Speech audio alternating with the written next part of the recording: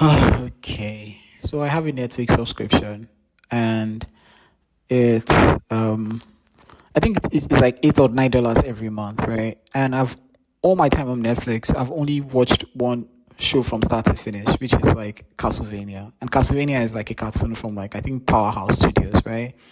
So the Bible talks about Daniel, right? This guy that he said something. Daniel said something. He said, "I Daniel understood by books," meaning Daniel is like a book guy. Yeah, his favorite way of consuming content is books. Now, every human being has like a favorite medium of consuming content.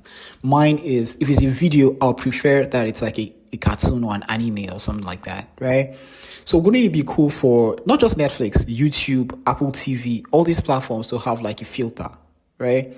So that, like, let's say you want to watch, I don't know, Stranger Things, right? You can choose to watch it normally, or the same way you apply filters on Instagram, you could just go into like the subtitles and click filter, the settings and click filter, and then you see like anime filter, or you can see something like claymation filter, and it's the same show, it's the same thing, nothing has changed, right? But there's a filter on it now, so it looks like an anime. The same way you go on ChatGPT and the same way I would go on ChatGPT and say, "Hey, ChatGPT, turn my photo into like Studio Ghibli," right? That's just a filter. It's still the same photo. Nothing has changed, right? So essentially, so it'd be nice to be able to do that. You know, imagine watching Game of Thrones, bro. Like rewatching the whole season of Game of Thrones, but like in anime form, right? It'd be so nice. Or claymation, you know, it gives like this like rewatchability to like all those like to all those content on all those. It refreshes it essentially, and they can make a lot of money from it. In fact, they can charge extra for filters, right?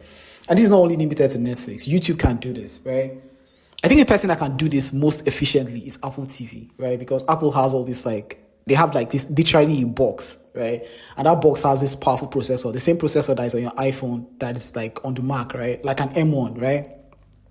So Apple can even do this on device, right? So imagine there's a guy called, I don't know, Jake, right? And he wants to watch Severance, right? But he wants to watch it in anime format, right? He can just click, he can just go into the settings and say, turn my Severance into anime, right?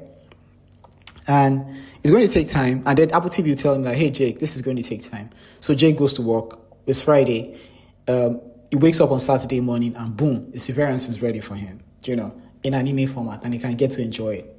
The same Severance that he watched, but he can rewatch it in anime format, right? And all the inferencing was done on device, essentially. Right. So I just, if wishes were horses, beggars, right? Can I make this myself? Yes, I can actually make it, but I can't do it for like, maybe I'll do this for YouTube. I'll do it for YouTube. Bye-bye.